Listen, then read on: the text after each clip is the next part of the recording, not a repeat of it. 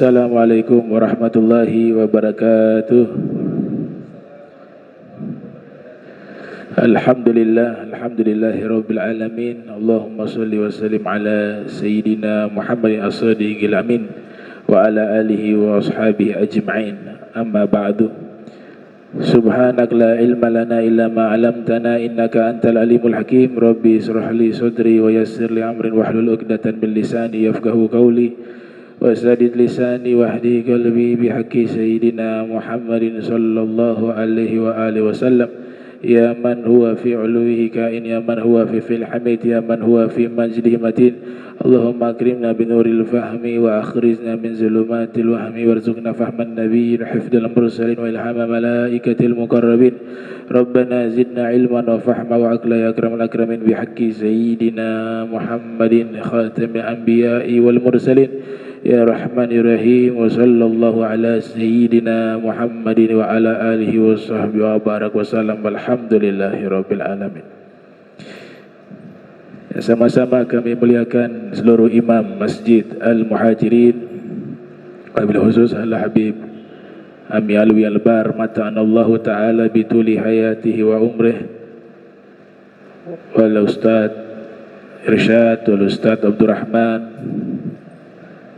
wal Ustaz Sufni wa Paman Zain Abbas wa seluruh hadirin hadirat yang insyaallah dirahmati Allah Subhanahu wa taala. Bertepatan 17 Agustus kita gunakan momentum ini untuk mengirimkan Fatihah kepada seluruh pahlawan-pahlawan yang mereka telah berjuang. Semoga Allah angkat derajatnya di kuburannya. Al-Fatihah. Bismillahirrahmanirrahim. Alhamdulillahirabbil alamin arrahmanir rahim maliki yaumiddin. Iyyaka na'budu wa iyyaka nasta'in ihdinas siratal mustaqim siratal ladzina an'amta 'alaihim ghairil maghdubi 'alaihim waladdallin. Amin. Alhamdulillah, nikmat merdeka ketika dijajah ada satu nikmat yang hilang, yaitu nikmat al-amni, nikmat keamanan. Di mana di situ dijajah, maka nikmat keamanan itu tidak ada.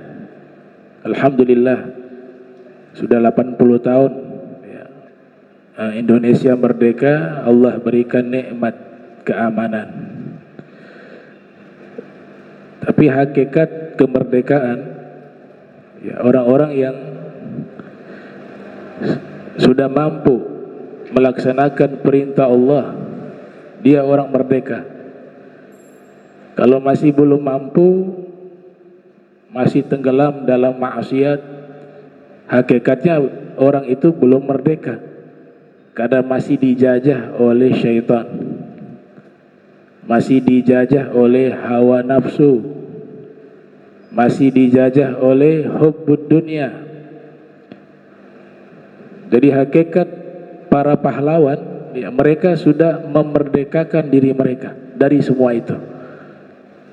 Kalau sudah merdeka, maka dia akan mampu memerdekakan orang lain. Nah, jadi kalau sampai saat ini seorang muslim belum bisa untuk taat dengan perintah agama, dia belum merdeka, karena dia dijajah oleh syaitan. Dia masih tenggelam dalam maksiat, belum bertobat, dia belum merdeka, karena masih dijajah oleh hawa nafsu. Dia melupakan kehidupan akhirat, yang di pikiran dia kehidupan itu hanya di dunia. Dia belum merdeka karena dijajah oleh hubbud dunia. Nah, kalau ini sudah bisa dia merdekakan, maka dia adalah orang merdeka yang sesungguhnya. Sejarah kemerdekaan 80 tahun. Sejarah Islam masuk ke Indonesia lebih dari 80 tahun. Orientalis Barat biasanya mereka memotong sejarah karena ada noda-noda hitam. Ya. Kita dulu ini disebut Melayu. Melayu itu besar. Indonesia, Malaysia, Brunei, Singapura, Filipina, Thailand, Vietnam, bahkan sampai ke Afrika Selatan, Tanjung Harapan, Cape Town, Maldives, belum lagi kekuasaannya sampai ke Burma, Myanmar. Ini di masa lampau disebut dengan Melayu. Seandainya Melayu ini masih ada, ini kekuatan terbesar di dunia.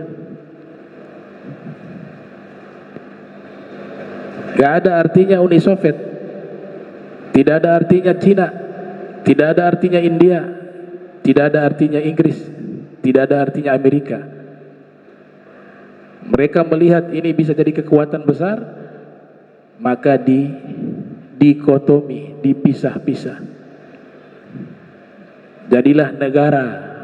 Ini negara Vietnam, ini Filipina, ini Thailand, ini Malaysia, ini Brunei, ini Indonesia. Coba kita flashback ya. Alhamdulillah, data-data masa lampau tertulis. Kebanyakan yang menulis adalah para ulama, para sejarawan. Di antaranya yang terkenal secara internasional bernama Ibnu Battuta.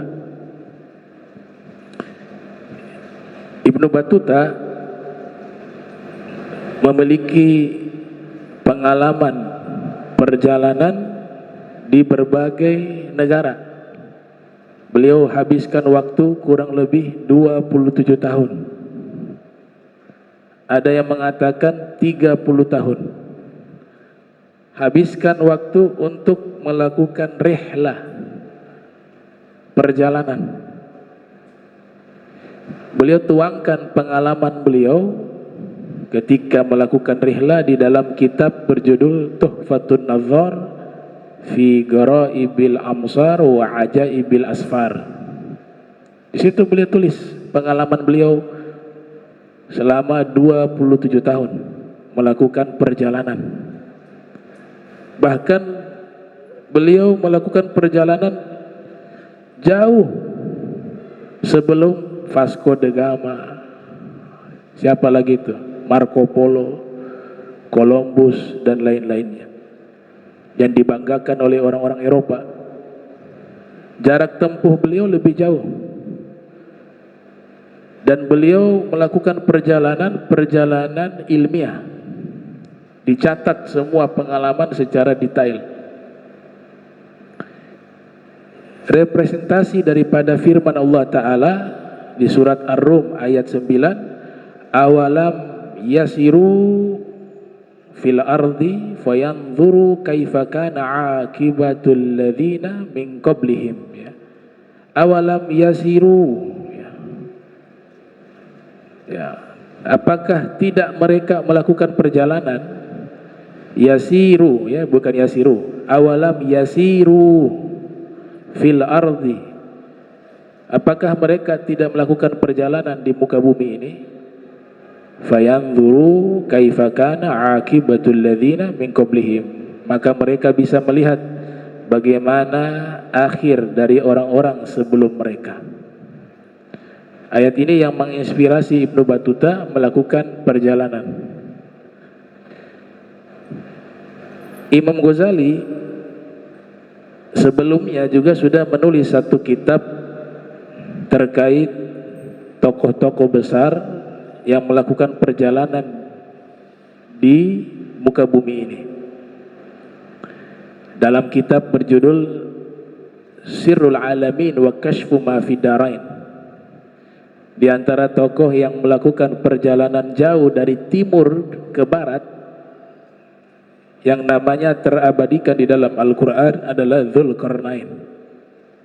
Ya. Sebagaimana yang difirmankan, wa yas'alunaka 'an Dzulqarnain qul sa'atlu 'alaikum minhu dzikra. Termaktub di surat Al-Kahf.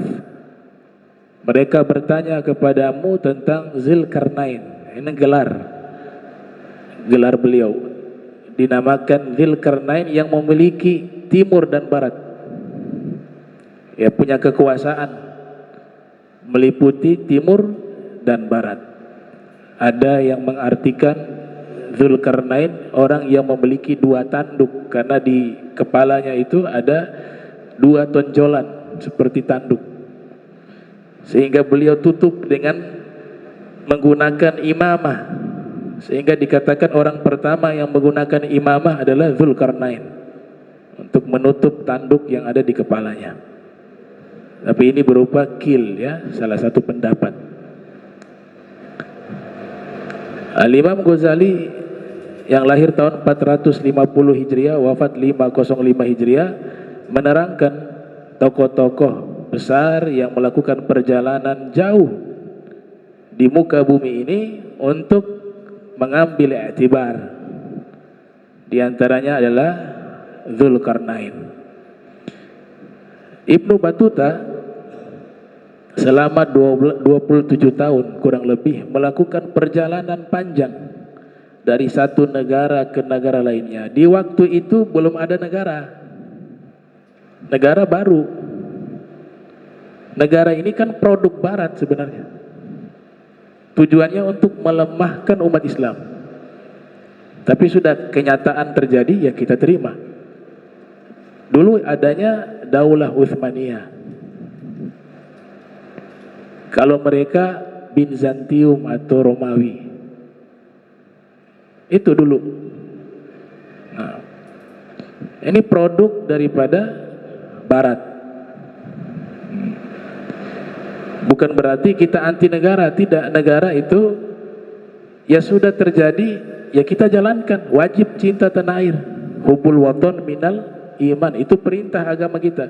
Tapi asal mula, kita berbicara asal mula untuk melemahkan kekuatan kaum muslimin, karena ideologi mereka pasti bertentangan dengan ajaran Islam.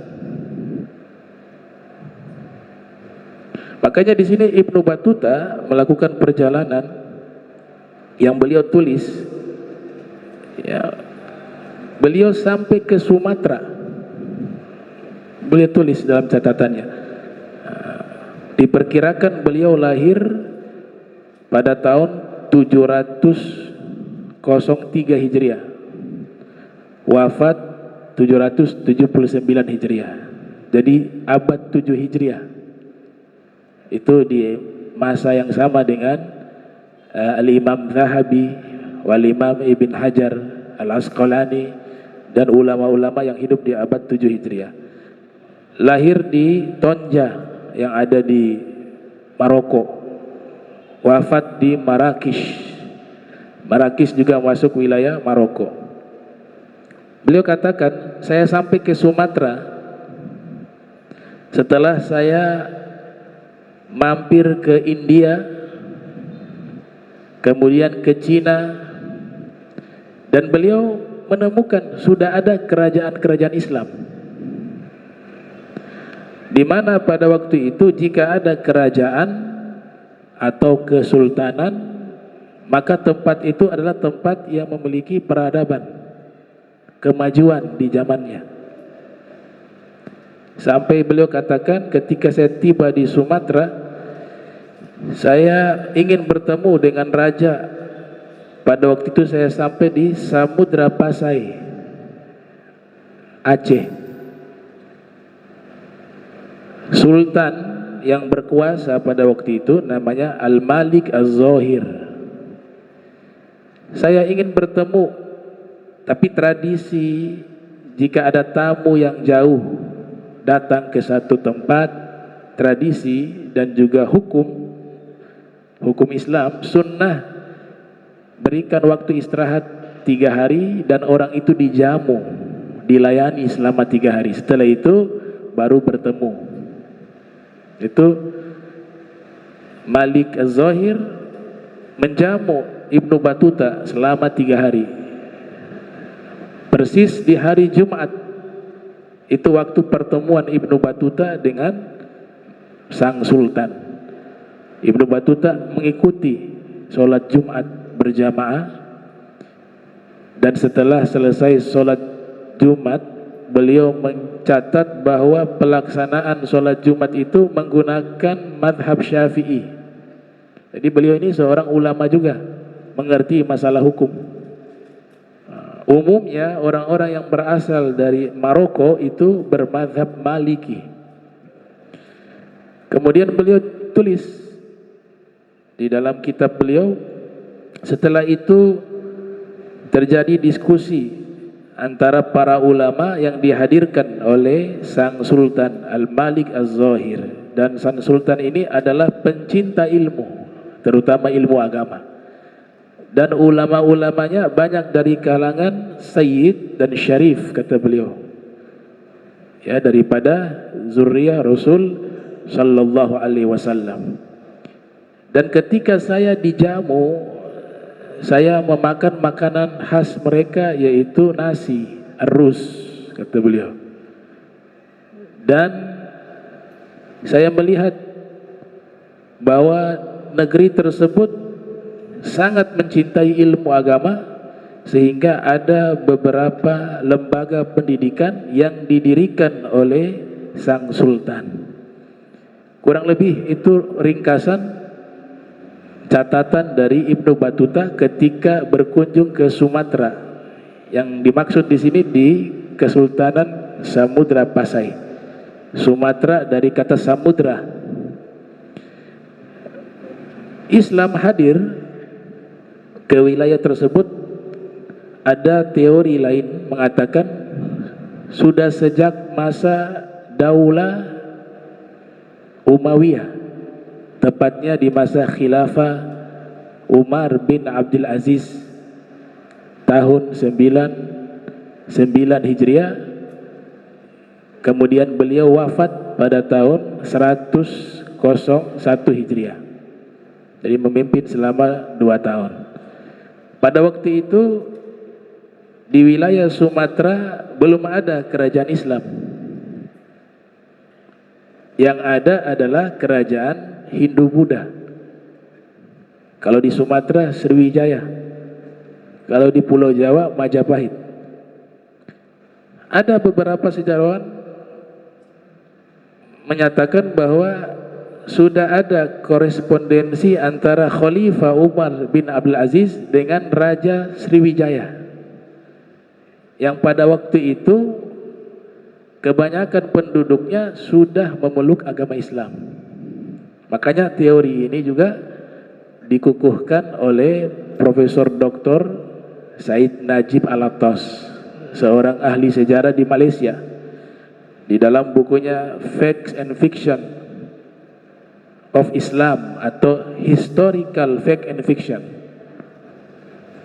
yang dimana di masa sahabat Sayyidina Uthman bin Affan, pada masa itu sudah banyak sahabat yang keluar untuk berdakwah sampai ke wilayah Nusantara yang disebut Melayu, ya, Melayu, sampai ke Sumatera di Tapanuli.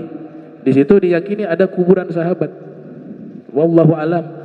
Jadi ada beberapa teori demikian. Bahkan di India, di Kerala itu ada 2 sahabat dimakamkan di sana. Yang satu bernama Abu Rugaya At-Tamim bin Aus Ad-Dari, dan yang kedua adalah Ukasha bin Mihsan. Bahkan ada yang mengatakan seorang tokoh salaf generasi abad pertama kedua Hijriah, yaitu Imam Malik bin Dinar, itu berdakwah sampai ke India dan dikuburkan di India. Jadi Islam sudah masuk sejak awal ke wilayah Melayu. Ya. Nah, di sini Ibnu Battuta menyebutkan bertemu dengan Raja Malik Az-Zahir dan bertemu dengan Sultan Muhammad. Sultan Muhammad ini adalah raja yang ada di India. Jadi di India sudah berdiri kesultanan, kerajaan Islam sampai ke wilayah Nusantara, sampai ke Samudra Pasai. Dan wilayah Islam ini dulu walaupun di wilayah yang berbeda, terutama di wilayah Melayu, mereka memiliki satu nama yang menyatukan mereka, namanya Darussalam. Makanya kita lihat Brunei sampai sekarang masih menggunakan nama belakang Brunei Darussalam. Darussalam itu wilayah Islam atau nama surga. Nama surga Darussalam. Di masa dahulu walaupun kerajaannya berbeda-beda di wilayah yang berbeda, tapi ketika itu adalah kerajaan Islam berupa kesultanan yang diistilahkan dalam Islam, maka dinamakan dengan Darussalam. Dan itu terbentang jauh dari wilayah Afrika Selatan sampai Indonesia. Semuanya itu disebut dengan Darussalam. Abad ke-14 Masehi, Darussalam ini sudah membentang luas, mencakup Afrika Barat, Jazirah Arab, Persia, India, dan Asia Tenggara. Ada pula kawasan-kawasan lain di luarnya di mana Muslim berada. Di antaranya dulu ada kerajaan terkenal Campak. Kerajaan Campak itu adalah kerajaan Islam berdiri di wilayah Vietnam.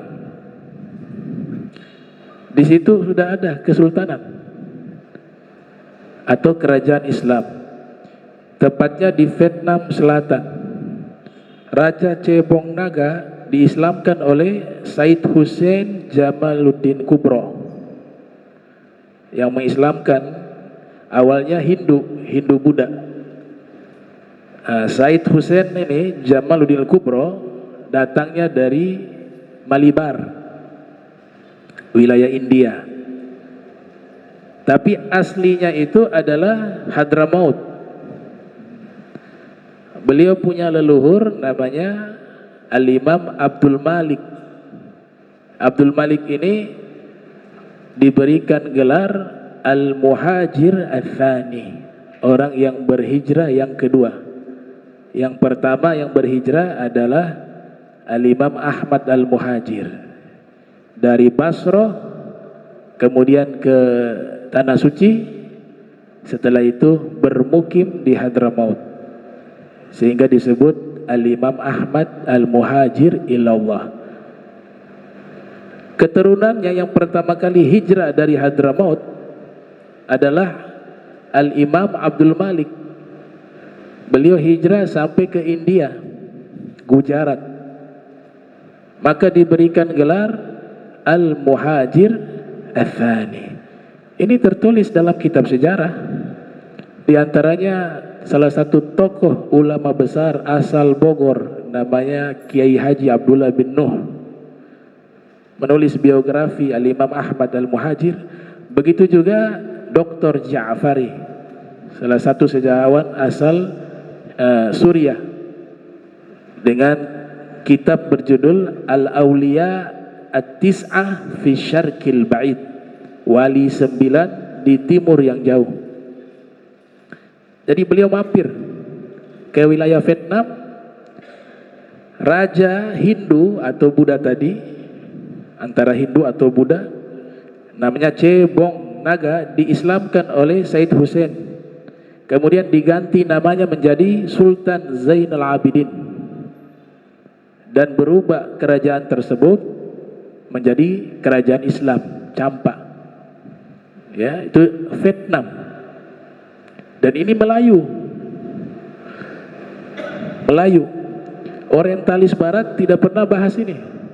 Mereka bahas pasti sudah lewat fase itu, karena menutup bobroknya mereka. Karena nanti mereka yang datang membunuh orang-orang yang ada dan memaksa orang-orang yang sudah beragama itu untuk keluar dari agama mereka. Kenapa mereka datang ke wilayah Melayu? Karena wilayah Melayu kaya raya. Apa yang dikatakan, gak ada orang fakir miskin. Di dalam lemarinya ada sebongkah emas, permata berlian. Itu tidak ada nilainya di Melayu.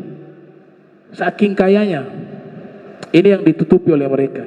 Jadi mereka datang ke wilayah Melayu, Asia Tenggara dan ya sekitarnya, dirubah nama Asia Tenggara dan namanya Melayu.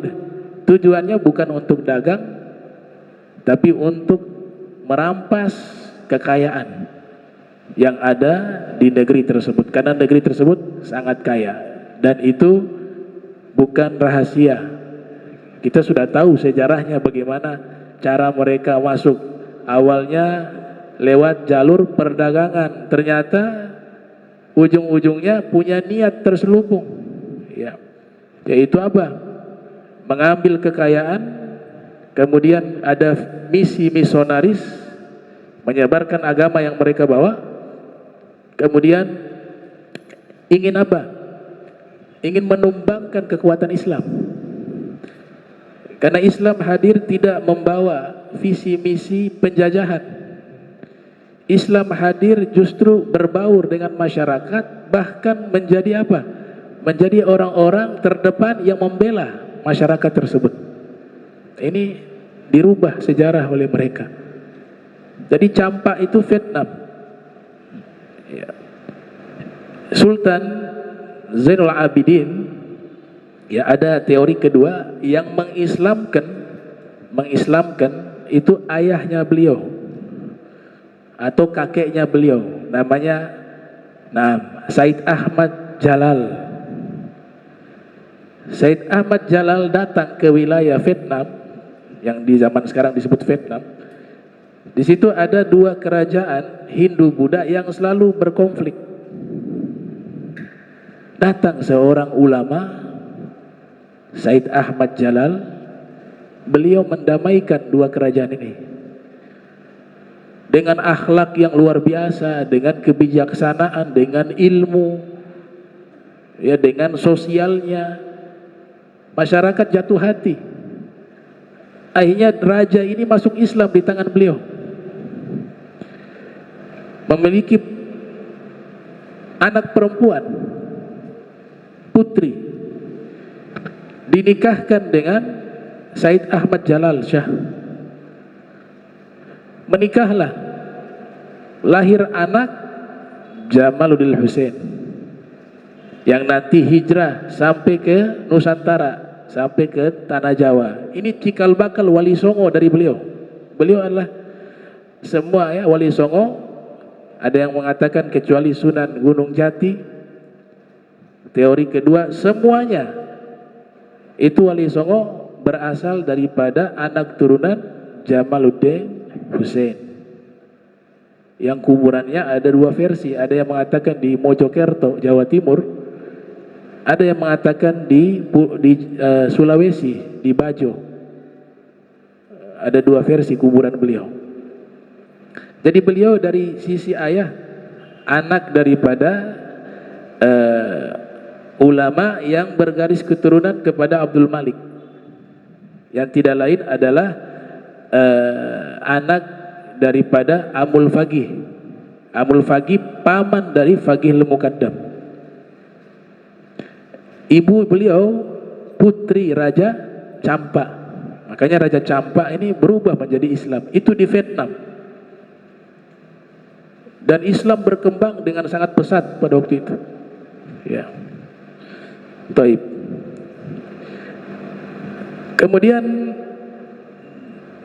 Said Jamaluddin Hussein atau dikenal Jumadil Kubro, dikenal dengan Jumadil Kubro, yang bernama Zainuddin Al-Akbar As-Samarqandi, ya.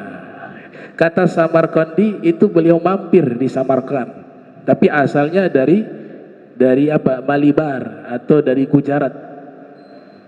Mampir di Samarkand di wilayah Uzbekistan, berdakwah di sana, kemudian dikasih gelar Samarqandi, ya. Nah, atau dikenal Ibrahim Asmoro menikah dengan Chandrawulan. Tadi saya katakan Chandrawulan putri Raja Campak. Nah, jadi ada beberapa versi, tapi substansinya sama, ada hubungan dengan Campak, kerajaan Campak yang ada di Vietnam. Jadi bukan mereka orang Vietnam kemudian berdakwah ke Nusantara, enggak, mereka dari India dan asal mulanya dari Hadramaut ke Campak, mengislamkan wilayah Campak. Nah, karena ada beberapa sejarawan mengatakan mereka berasal dari Campak, itu transit berdakwah mengislamkan wilayah tersebut, dibangun kerajaan Campak. Nah, menikah dengan putri Raja Campak tadi, namanya putri Raja Campak, namanya Chandrawulan. Mereka adalah orang tua Sunan Ampel. Tidak hanya itu, Sultan Maulana Syarif Abdullah Mahmud Umdatuddin yang meneruskan jabatan Raja Campak. Nah, punya anak meneruskan. Jadi sudah bergeser ya, dari asli orang tersebut Campak bergeser kepada anak keturunan lewat Jarul Abdul Malik, bernama Sultan Maulana Syarif Abdullah Mahmud Umdatuddin, yang meneruskan jabatan Raja Campak sampai pada periode 1471 sampai 1478 Masehi. Kemudian menikah dengan Nyimas Rara Santang, Prabu Siliwangi yang ada di Jawa Barat. Jadi beliau datang ke wilayah Jawa Barat. Di situ sudah ada ulama besar ya. Jadi Islam ini berjenjang ya. Dia dari sejak lama hadir ke Nusantara, kemudian fase Wali Songo itu meneruskan, bukan memulai, meneruskan. Dan ini secara masif tersebar di wilayah Melayu. Said Abdullah nanti menikah ya, dengan anak Prabu Siliwangi, itu kerajaan Pajajaran. Prabu Siliwangi punya anak perempuan nama Nyimas Rara Santang. Menikahlah dengan beliau dan mereka sudah memeluk agama Islam. Ada guru mereka namanya Said Kuro, ada Syekh Subakir ya, Syekh Subakir yang asalnya dari Irak, itu sudah ada duluan di wilayah tersebut. Ini orang-orang besar minal auliya wa sholihin pada zaman itu. Dr. Ja'fari yang menulis Wali 9, ini ada dua pendapat ya.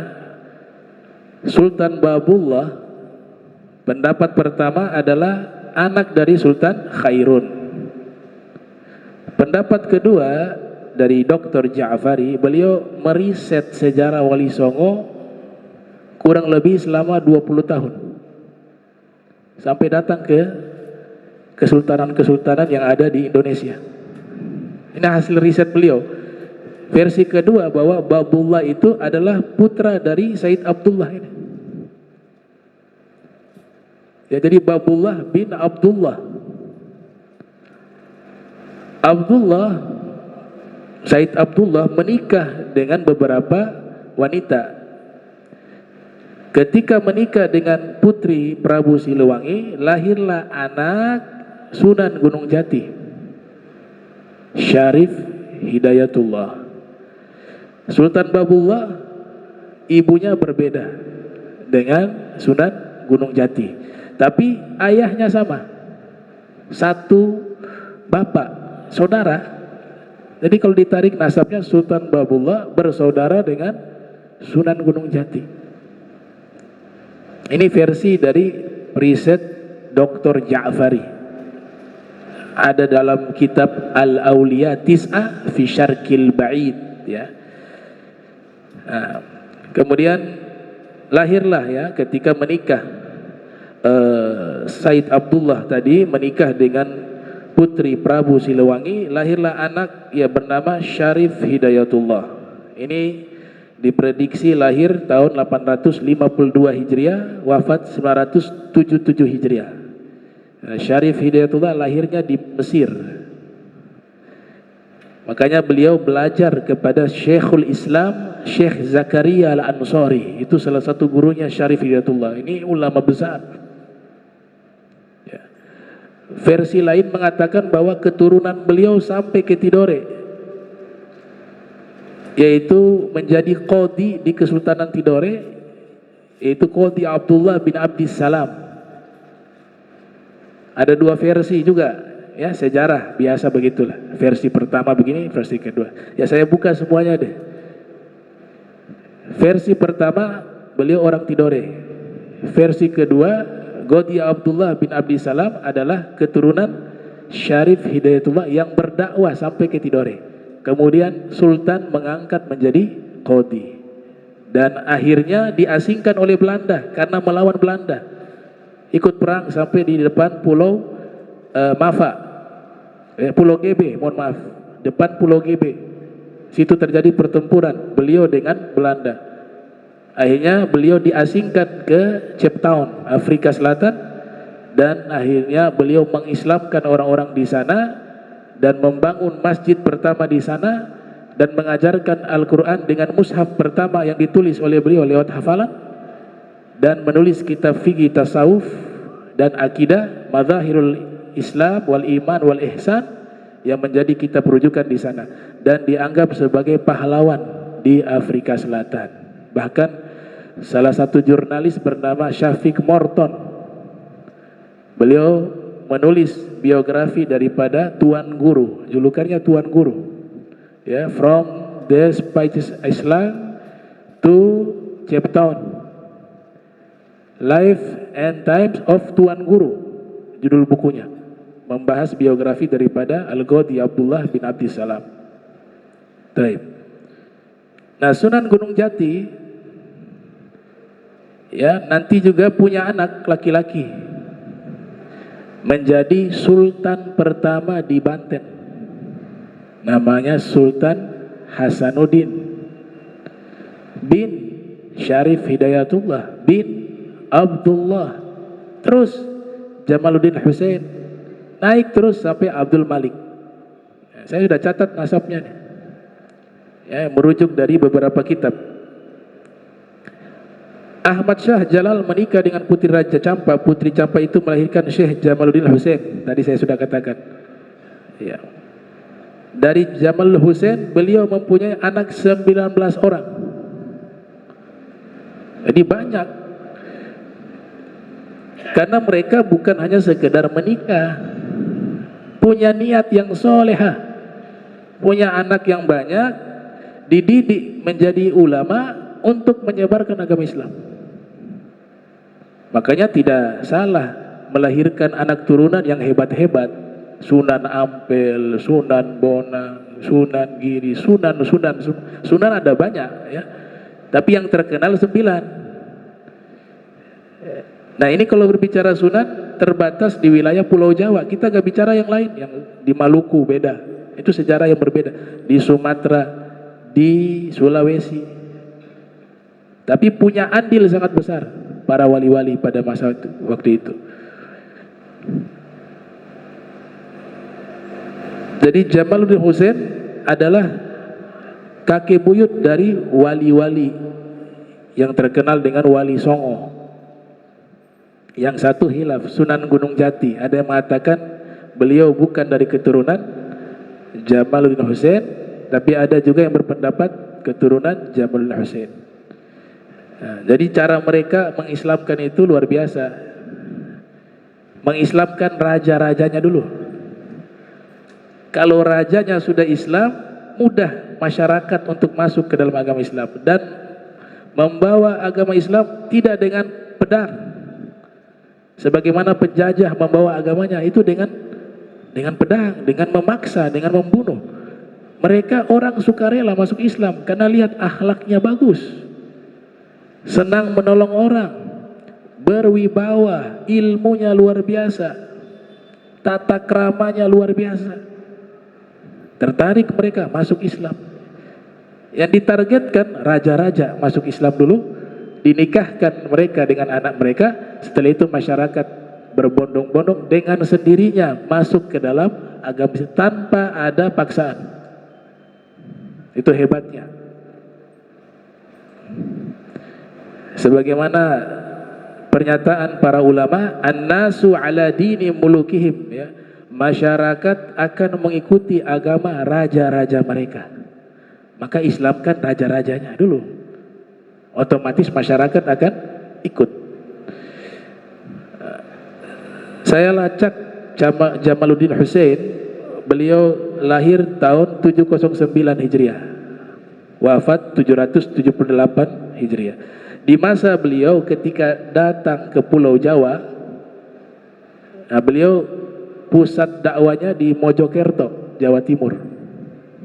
Awal dakwah beliau di masa itu tidak mudah. Setelah berhasil mengislamkan Vietnam, beliau lanjut ke Malaysia. Di Malaysia, di Johor, Johor itu bahasa Arab Jauhar. Di situ sudah banyak ulama. Ulama diibaratkan permata-permata, maka dinamakan Johor. Beliau lanjut ke Jawa. Dakwah beliau tidak mudah, karena pada waktu itu ada kerajaan besar Majapahit yang berkuasa. Di masa beliau Majapahit yang berkuasa cukup lama, ya. Tapi beliau dengan sabar berdakwah, ya, akhirnya sedikit demi sedikit banyak orang memeluk agama Islam, ya. Jadi Islam itu masuk ke Nusantara perjalanannya panjang. Bukan 1-2 tahun, beratus-ratus tahun. Maka teori-teori ini jika digabungkan, ya, tidak menutup kemungkinan sejak zaman tabi'in, sejak zaman sahabat, sebagaimana teori-teori yang dikemukakan oleh para ahli, dan bertahap terus sampai masa Wali Songo. Setelah masa Wali Songo pun masih terus berdatangan para ulama, para dai, para mubalik yang melanjutkan estafet dakwah terus sampai hari ini. Nasab beliau, Sultan Hasanuddin, putra dari Syarif Hidayatullah, menjadi sultan pertama di Banten.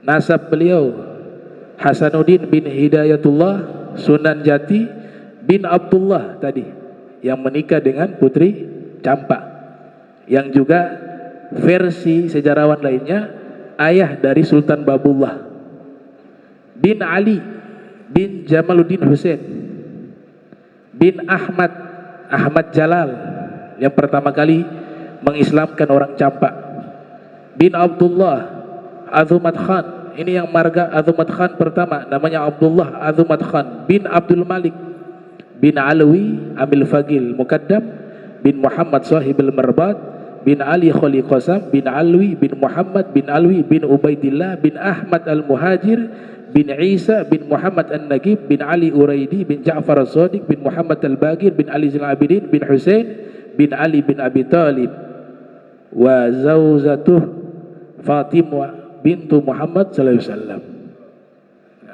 Ini sebagaimana dimuat oleh Kiai Abdullah bin Nuh dalam biografi Imam Ahmad Al-Muhajir, juga oleh Dr. Ja'fari dalam kitab Al-Awliya'i Tis'ah fi Syarqil Bait. Kemudian Ibnu Battuta pergi sampai ke Hadramaut. Sampai ke Hadramaut bertemu dengan Al-Habib Abdurrahman As-Saqaf. Jadi As-Saqaf pertama itu lahir tahun 739 Hijriah, wafat 919 Hijriah. Ibnu Battuta bertemu. Pada waktu itu Said Abdurrahman As-Saqaf mengatakan, Ibnu Battuta, ini dari mana kau datang? Kata Ibnu Battuta, saya pergi sampai ke Sumatera. Kemudian Imam As-Saqaf, itu Habib Abdurrahman, mengatakan, oh, di wilayah mana? Samudra Pasai. Saya punya kakek buyut banyak di sana. Kata beliau. Pernyataan beliau, kakek buyut saya banyak di sana, berarti jauh sebelum Wali Songo sudah ada ulama-ulama dari keturunan Muhammad Sahibul Marbat yang berdakwah sampai ke Samudra Pasai. Dan itu tertulis. Ya.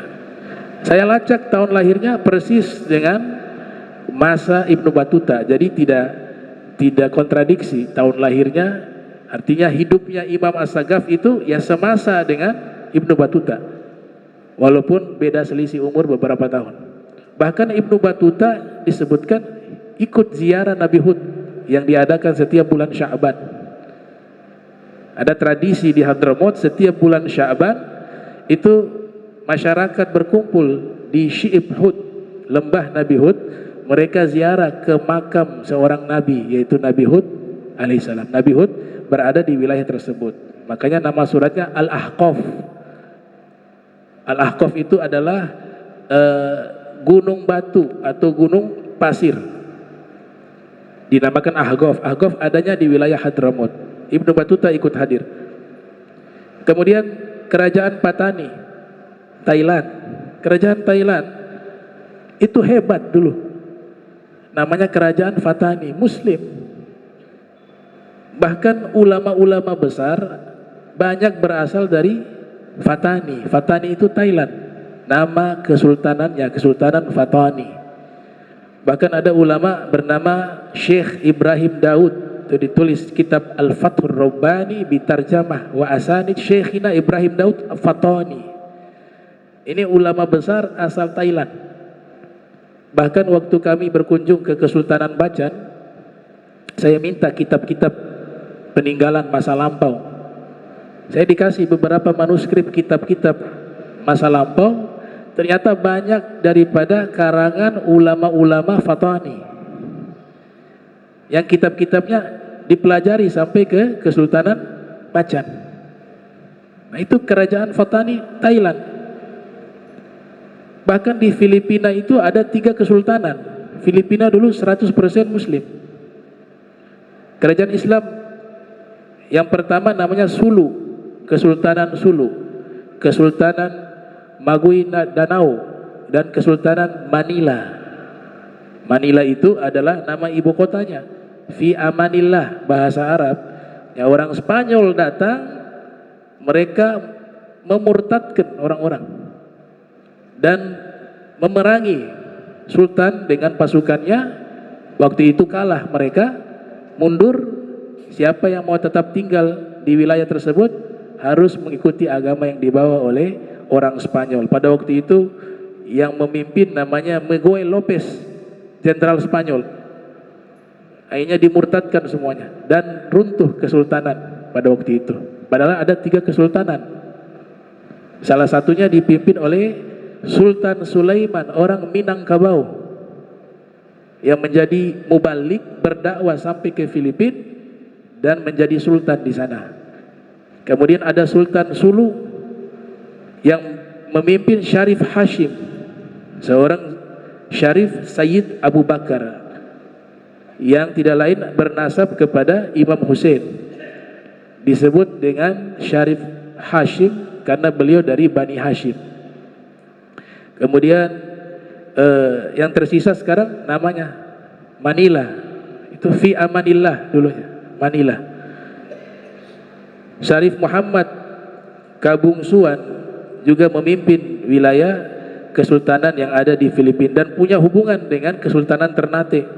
Karena kekuasaan Kesultanan Ternate di masa lampau juga itu sampai ke wilayah Filipina. Nah, kerajaan Indonesia Perlak yang tertua itu ada di Aceh, Kerajaan Perlak. Yang tertua juga di Ternate. Ya. Kemudian Samudra Pasai, Kesultanan Goa, Sulawesi. Ada yang di Kesultanan Malaka. Nah, itu Ternate termasuk yang paling tua dalam beberapa versi. Dan kesultanan terakhir di Indonesia itu adalah kesultanan yang ada di Pontianak, Al-Godri. Ya, yang sultan terakhirnya adalah Sultan Abdul Hamid yang mendesain gambar Garuda, lambang negara Republik Indonesia. Nah, kita punya ulama Indonesia di Makkah Itu banyak ulama di mancanegara, baik yang ada di Jazirah Arab maupun di luar, semuanya berkumpul di rumah beliau belajar kepada beliau. Namanya Syekh Yasin Al-Fadani. Itu murid-muridnya menjadi ulama besar semuanya. Beliau punya satu catatan, kitab berjudul Al-Iqdul Farid min Jawahil Asanid. Beliau kumpulkan sanad-sanad ulama Nusantara di dalam kitab tersebut, yang juga bersambung kepada ulama-ulama Fatani, ulama-ulama Campa, ulama-ulama Filipina, dan ulama-ulama Indonesia. Bahkan sampai kepada mana? Sampai ke wilayah Chechnya. Ya. Chechnya itu mazhabnya Syafi'i karena guru-gurunya ulama Nusantara. Chechnya. Ya, ada kitab namanya Hasyiah Ibnu Qasim wa Syarwani. Itu guru-gurunya ulama Indonesia yang ada di Makkah. Sampai punya anak namanya Syekh Mahmud. Itu hijrah sampai ke Pontianak. Jadi mufti di Kesultanan Pontianak sampai meninggal dunia di sana, dimakamkan di sana. Nah, beliau punya anak perempuan, menikah dengan Sultan Pontianak. Lahirlah anak Sultan Abdul Hamid II. Jadi Sultan Abdul Hamid II itu ayahnya Al-Qadri, uminya Rusia, Chechnya, ya, Dagestan, di wilayah Dagestan. Ya. Ini catatan sejarah tertulis. Kemudian terakhir, ya, saya tutup terakhir, ini penting.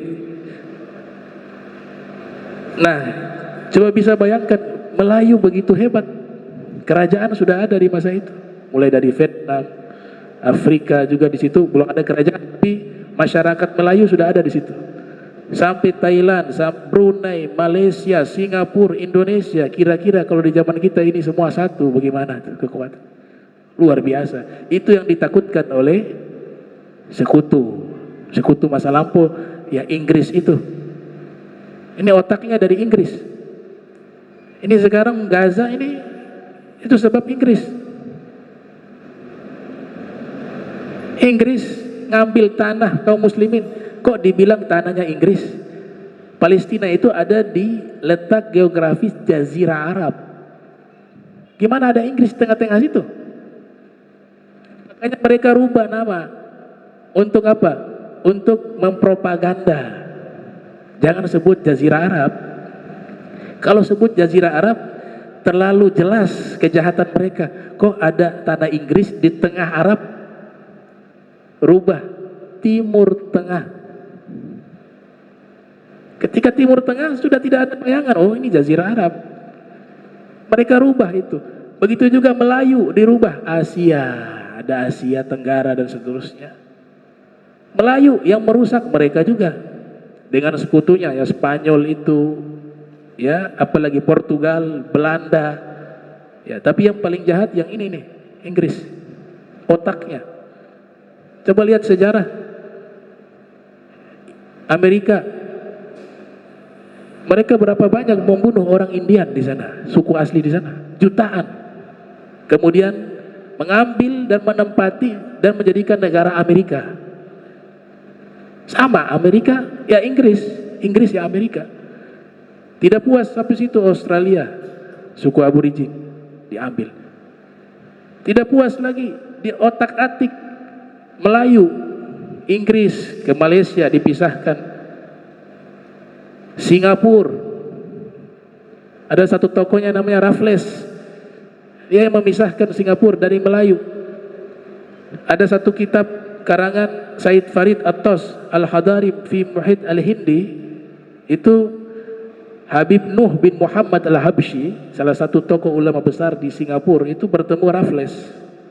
Ini Raffles ini sebelumnya ada di Bogor, salah satu juga dia yang andil membuat kebun raya Bogor atas pemerintahan Holanda pada waktu itu. Dia menulis sejarah The History of Java, sejarah Pulau Jawa. Ada bukunya The History of Java. Setelah itu pindah ke Singapura.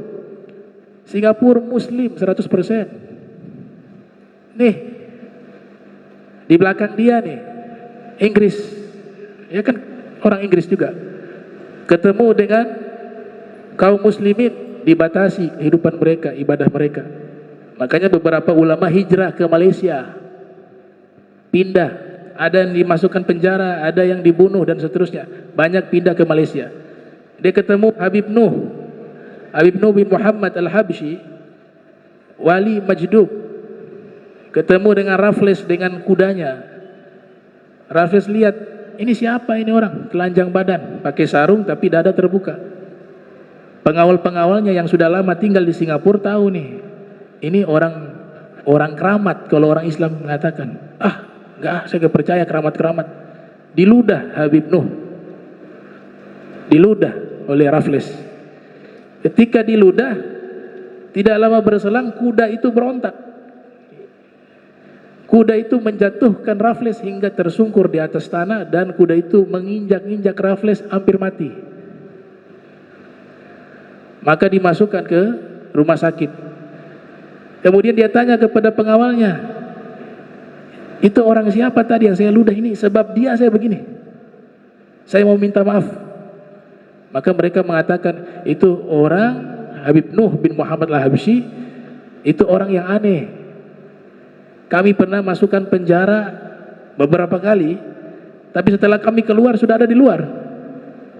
Balik lagi ke penjara, ada orangnya. Keramat seorang wali. Dan keramatnya Habib Nuh bin Muhammad Al-Habsyi itu dikenali oleh orang-orang non-muslim, bukannya orang Islam. Itu setelah meninggal kuburannya itu mau dibongkar, bulldozer meledak, keluar di koran Singapura. Beberapa petugas orang Jepang datang dengan tim-tim ahlinya ingin membongkar karena mau buat jalan, posisinya di tengah, harus dibongkar. Ternyata ketika mau dibongkar semuanya sakit. Akhirnya mereka putuskan, udah ini kuburan jangan diganggu, kita dibangun khusus, nanti jalan lewat di bawah saja atau di samping. Sampai sekarang seperti itu kuburannya, Habib Nuh bin Muhammad Al-Habsyi. Nah, jadi ini Melayu dihancurkan ya oleh Spanyol, oleh Portugal, oleh Inggris sampai ke wilayah Ternate dan seterusnya. Ya, gospel, glory, itu visi misi yang mereka terapkan. Nah, yang mudah-mudahan Allah Ta'ala berikan kita bisa istiqamah fi ta'ah wal ibadah, amin ya rabbal alamin. Allahumma jama'na hadza jam'a marhuma wa tafarraqna min ba'dihi tafarruqan ma'suma wa la tajal minna wa la minna syakil mahruma. Subhanaka bihamdika astaghfiruka wa atubu ilaik. Wa sallallahu sayyidina Muhammadin wa ala alihi wa sahbihi wa barik wasallam wa la minkum. Wassalamu alaikum warahmatullahi wabarakatuh.